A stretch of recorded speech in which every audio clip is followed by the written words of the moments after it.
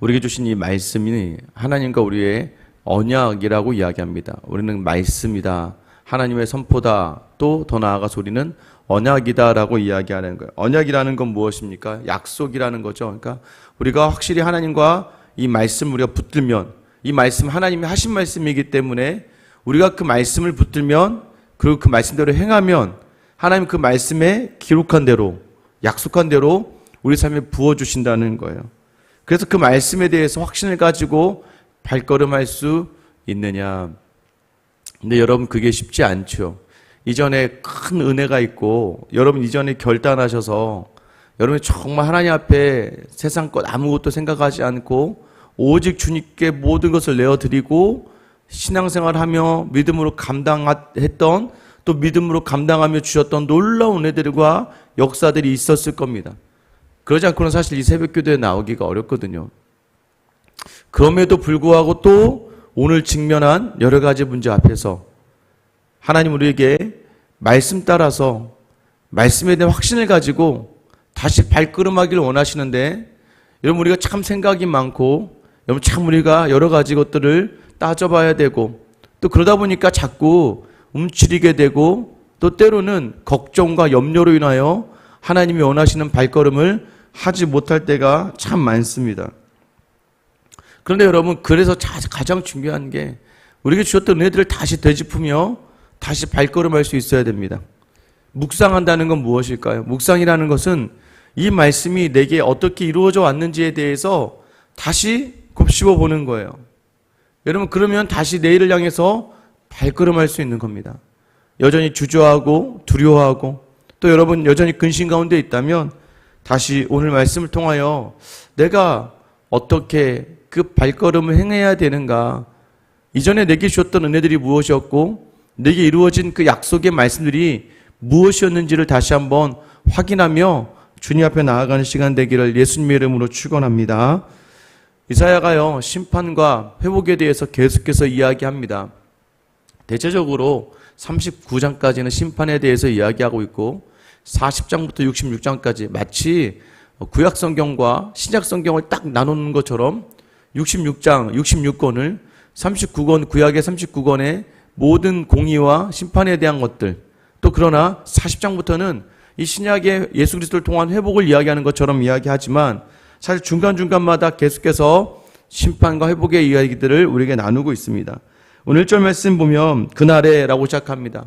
제가 말씀드린 그날, 이 선지서를 읽어나갈 때는요, 가장 많이 등장하는 단어가 바로 그날에, 여호와의 날에, 말일에, 이런 표현들이 많이 나타나요.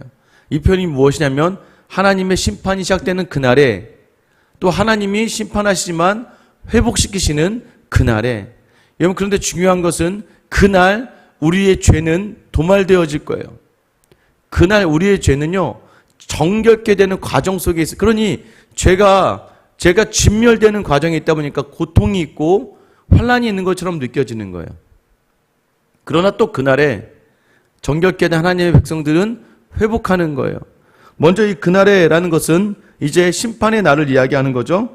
7 여자가 한 남자를 붙잡고 말하기를 우리가 우리 떡을 먹으며 우리 옷을 입으리니 다만 당신들의 이름으로 우리를 부르게 하여 우리가 수치를 면하게 하라 하리라.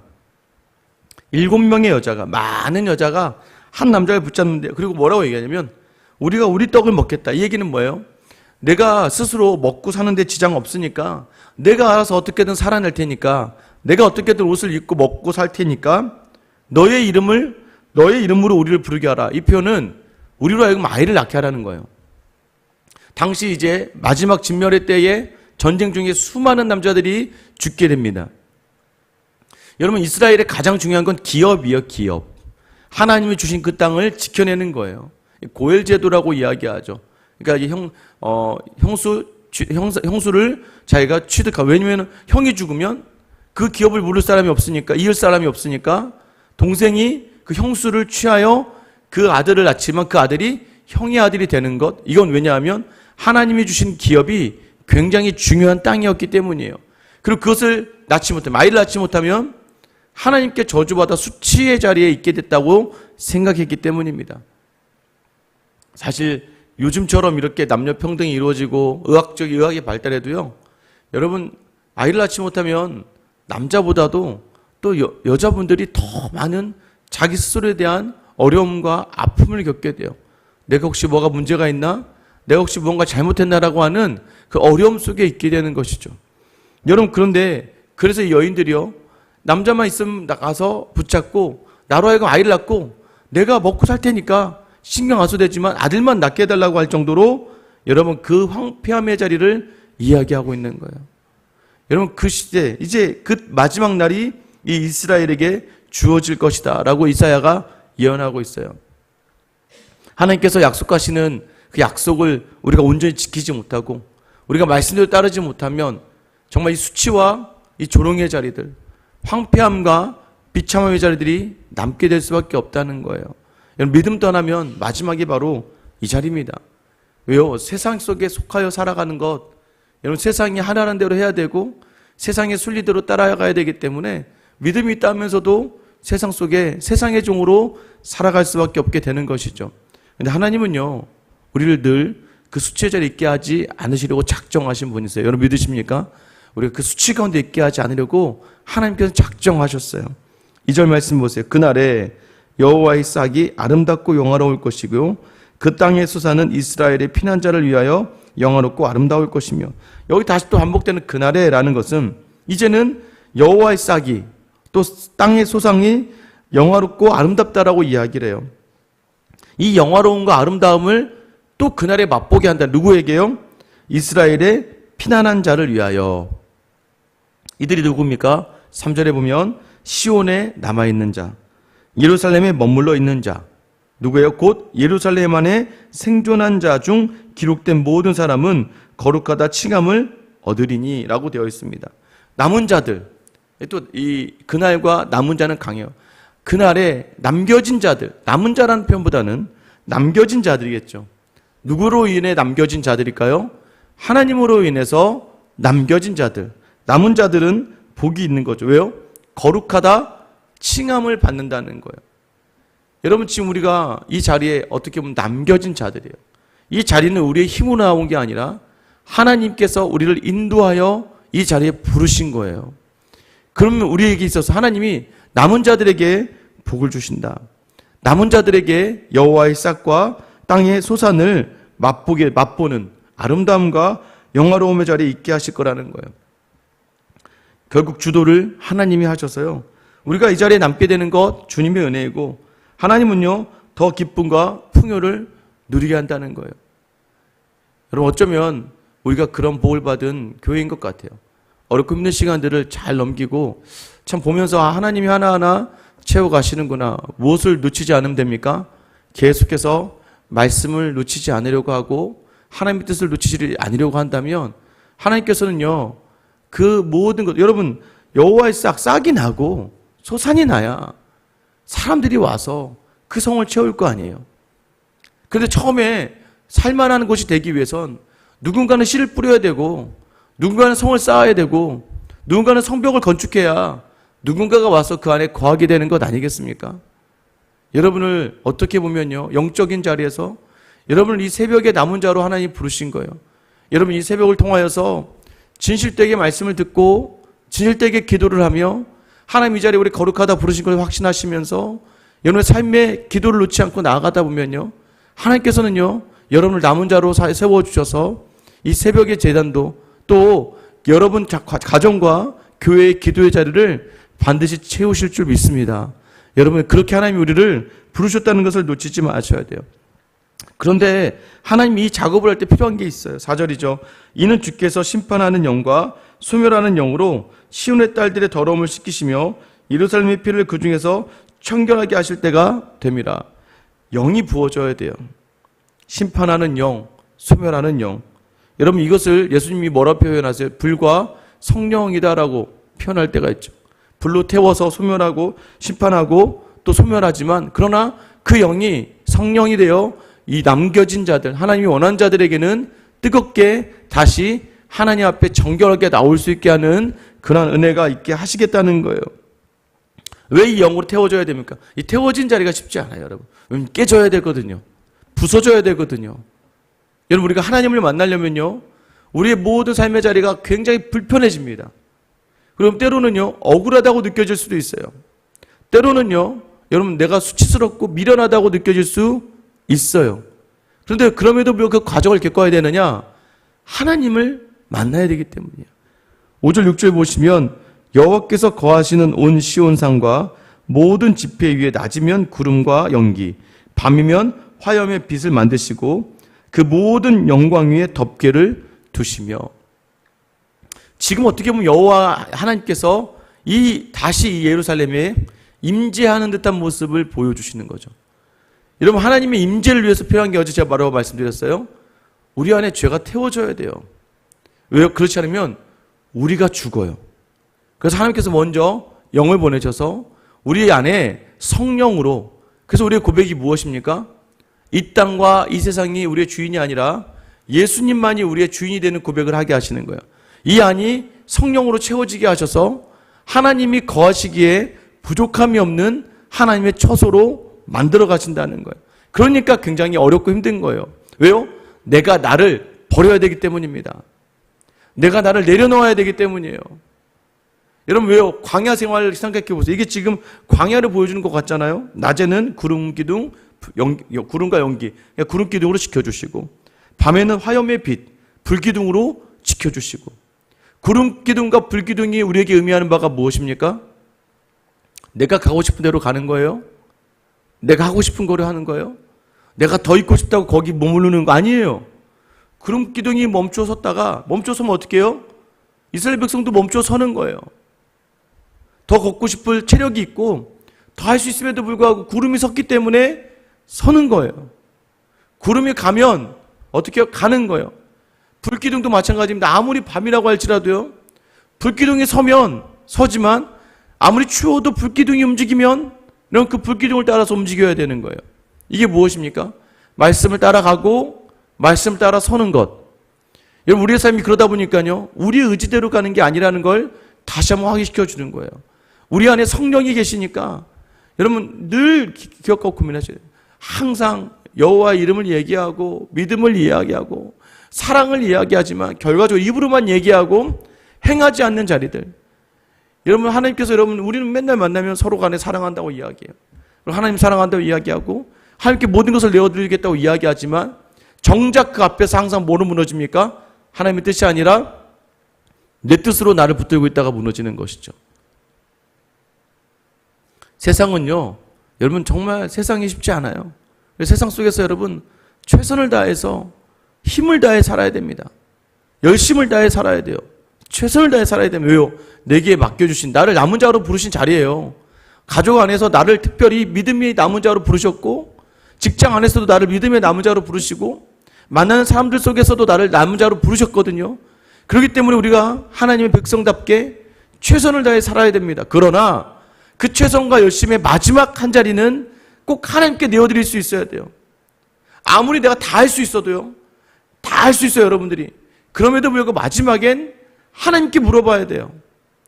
내가 너무 하기 싫고 절대 못하겠어요. 절대 그렇게 하고 싶지 않아요.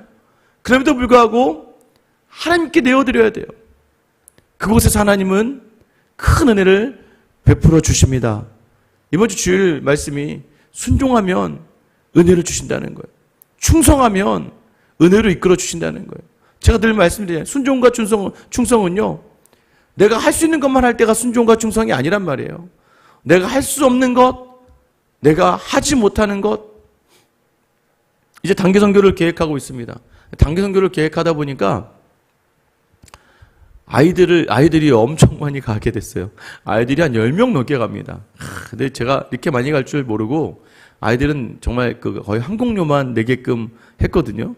그래서 갑자기 아이들이 막 갑자기 많아지니까 몇 명 생각했다가 아이들이 10명 이렇게 돼버리니까, 야, 갑자기 중고등부 아이들이 많이 가서 좋긴 한데, 야, 이거 얘네들은 한 명 한 명 갈 때마다 다 교회에서 채워넣어야 될 애들인데, 이거 어떡하지? 라는 잠깐의 생각이 들었어요. 그런데 참 감사한 게요, 여러분. 그럼, 이것도 되나? 안 되나? 이런 생각을 할 즈음에 항상 다시 한번 하나님이 하실 일을 보게 하시는 거예요. 여러분 마찬가지입니다. 삶의 자리가요, 마치 무언가를 내가 감당하려고 할 때, 믿음으로 감당하려고 하다가도 세상에 많은 것들에 이렇게 비교하다 보면 그냥 무너지고 넘어질 때가 있어요. 그럴 때 어떻게 하라고요? 다시 한번 지나온 일들을 돌아보세요. 말씀으로 섰던 자리들. 언약, 약속의 그 말씀들을 돌아보시고 삶들을 돌아보시기 바라요. 그럼 어떻게 돼요? 이전에 3년 6개월 동안 하나님께서 그 은혜로 채우신 거거든요. 우리가 뭘 가지고 있고 특별히 뭐가 뛰어나고 뭔가가 있어서가 아니라 늘 마지막 순간에 염려와 걱정과 고민이 있지만 아마 우리 교회 성도님들 처음부터 저랑 있었던 분도 알 거예요. 제가 의외로 염려가 굉장히 많고 굉장히 생각이 많고 굉장히 제가 왔다 갔다 합니다. 조금만 좋아도 막 좋았다가 갑자기 안 좋아지면 갑자기 막 심각해지고. 그런데 그 마지막 끝에서는 항상 여러분 무엇으로요? 말씀으로 가는 거예요. 마지막 끝에서는 항상 하나님께 물어보는 거예요. 저는 확실히 제가 불안하고 제가 여전히 부족하다는 걸 알아요. 그런데 저는 부족하고 연약하지만 늘 마지막 순간에 하나님께 물어보고 하나님께서 주신 마음대로 순종했을 때에 때로는 그 자리가 내게는 굉장히 수치의 자리가 될 수 있고 내게는 굉장히 자존감이 땅에 떨어질 때가 있고 또 때로는 내 스스로 내 모든 것들을 내려놓는 것 같은 그런 마음 가운데 있다 할지라도 하나님이 채워주신다는 것을 보게 되는 것이죠. 여러분 여전히 삶의 자리가 어렵고 두렵고 떨립니까? 성령의 은혜를 구하시고 그 영을 통해 주신 하나님의 음성 있기를 여러분 간구하셔야 돼요. 그러면 하나님께서는요, 여러분 낮에는 구름 기둥으로 밤에는 불 기둥으로 특별히 여러분 6절 말씀 보세요. 또 초막이 있어서 낮에는 더위를 피하는 그늘을 지으며 또 풍우를 피하는 숨는 곳이 되리라. 초막은 누가 짓는 겁니까? 우리가 짓는 거예요.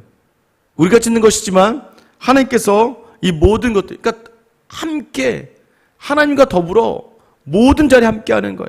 하나님 인도하신 대로 우리가 가는 모든 자리 하나님께서 보호하시고 지키시고 인도하시고 마침내 가나안에 이르게 하신다는 거예요. 여러분의 인생이 하나님이 약속해 놓으신 그 가나안 하나님의 나라를 마음껏 누릴 수 있는 인생 되기를 예수님 이름으로 축원합니다. 그러기 위해서 뭐예요? 내 안에 다시 한번 불순종과 내 안에 교만과 자만과 게으름과 나태함은 그 심판을 가져올 수밖에 없지만 여러분 그러나 말씀 안에 지키고 있는 그 자리가 버티고 견디고 서는 그 자리가 때로는 어렵고 때로는 지치지만 그러나 그 자리를 통해 하나님께서는 여호와의 싹 땅의 소산으로 우리를 풍성하게 채워주신다는 하나님의 약속의 말씀을 붙들고 나아간 여러분 되시기를 축원합니다. 흔들리지 마세요. 여러분 다시 믿음으로 남은 자는 반드시 이깁니다. 왜냐하면 믿음이 이기기 때문이에요. 오늘도 여전히 흔들리게 하는 모든 것들 속에서 다시 끝자락은 뭐요? 주님 앞에 물어보세요. 주님께 내어드리세요. 그리고 주님이 기뻐하실 일을 여러분이 행한다면 하나님은 그 순종에 반드시 더 큰 기쁨으로 채워주실 줄 믿습니다. 오늘 이 은혜가 여러분에게 있게 되길 예수님의 이름으로 축원합니다. 기도하겠습니다. 사랑의 하나님, 오늘도 여전히 두렵고 떨리고 근심과 염려의 자리들이 많이 있습니다. 작은 것 하나에도 예민하게 반응하고 말 한마디에도 흔들리는 우리의 모습을 바라보면 우리가 얼마나 연약한 존재인지 얼마나 우리가 불안한 존재인지를 하나님 알게 됩니다. 그런 우리가 완전하신 말씀을 붙들고 섰을 때 어떤 일들이 일어나는가? 하나님의 약속 여호와의 싹과 땅의 소산으로 우리를 풍성히 채워주신다는 주님, 오늘도 여전히 우리를 흔드는 세상 속에서 무너지고 넘어짐 없이 믿음으로 지켜내며 믿음이 이깁니다. 우리의 인내와 우리의 모든 연단이 이 모든 자리를 이겨내고 반드시 승리를 경험하게 하신다는 확신을 가지고 하나님 오늘도 주의 말씀 따라 끝까지 순종하며 주의 말씀의 능력을 경험하는 저 우리 모든 성도들 다 되게 하여 주시옵소서. 감사하며 이 말씀 대신 우리 주 예수 그리스도의 이름 받들어 기도드립니다. 아멘.